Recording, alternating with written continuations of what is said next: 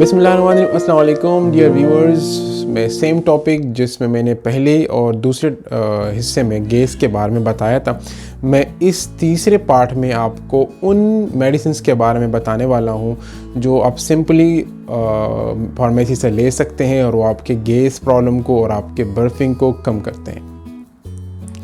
तो चलिए शुरू करते हैं। हमारे पास इसी वीडियो में हमारे पास 5 किस्म की हम मेडिसिन्स के बारे में बताएंगे। तो मैं आपको समराइज़ करके बताता चलूँ कि सबसे पहले हमारे पास उसमें आएगी चारकोल टैबलेट्स, सेकंड पे आएगी सिमिथिकोन टैबलेट्स, सिमिथिकोन ड्रॉप्स या सिरप, थर्ड कैटेगरी पे हमारे पास आएगी प्रोबायोटिक्स, चौथी कैटेगरी पे आएगी डाइजेस्टिव एंजाइम्स और पांचवी कैटेगरीज पे आएगी गैस्ट्रिक मोटिलिटी इन्हांसर टैबलेट या सिरप्स। तो सबसे पहले शुरू करते हैं कि चारकोल टैबलेट से। वो मरीज़ जो ज़्यादा मेडिसिन का इस्तेमाल करते हैं, चाहे वो ब्लड प्रेशर की हो, शुगर की हो, थायराइड की हो या किसी और डिजीज़ के लिए, तो इन्हीं मेडिसिन का इस्तेमाल करने के साथ साथ और इवनली मैंने सेकंड वीडियो में बताया था कि जो लोग एंटीबायोटिक्स का इस्तेमाल करते हैं, पेन किलर्स का इस्तेमाल करते हैं, तो उनमें गैस की शिकायत रहती है। तो ऐसी शिकायत को ख़त्म करने के लिए हम चारकोल टैबलेट्स का सहारा लेते हैं, क्योंकि ये वो टैबलेट्स होती है जो आपके गैस को एब्जॉर्ब कर देती है आपके गट के अंदर, आपके पेट के अंदर, जिसकी वजह से गैस की पैदावार जो है वो कम हो जाती है और ऑटोमेटिकली गैस का बनना कम हो जाता है। तो ये होती है चारकोल की टैबलेट्स। दूसरा हमारे पास आता है सिमिथिकोन की टैबलेट्स, ड्रॉप या सिरप।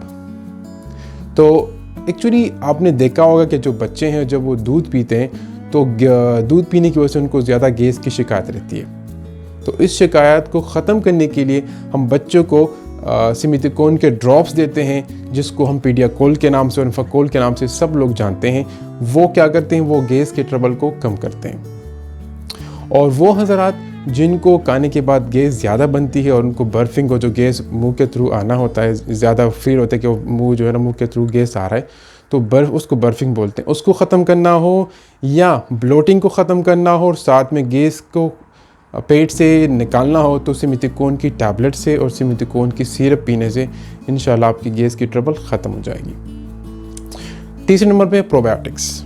वो लोग जो एंटीबायोटिक्स यूज़ कर रहे होते हैं, वो बुरे बैक्टीरिया के साथ साथ अच्छे बैक्टीरिया का भी खात्मा कर देते हैं। मतलब हमारे बॉडी के अंदर कुछ अच्छे बैक्टीरिया होते हैं और कुछ जिसको हम बेनिफिशियल बैक्टीरिया बोलते हैं, और कुछ बैड बैक्टीरिया होते हैं जो हम डिजीज़ काज करते हैं, उसको हम बैड बैक्टीरिया बोलते हैं। तो एंटीबायोटिक्स जो है वो अक्सर उन दोनों को मार देते हैं।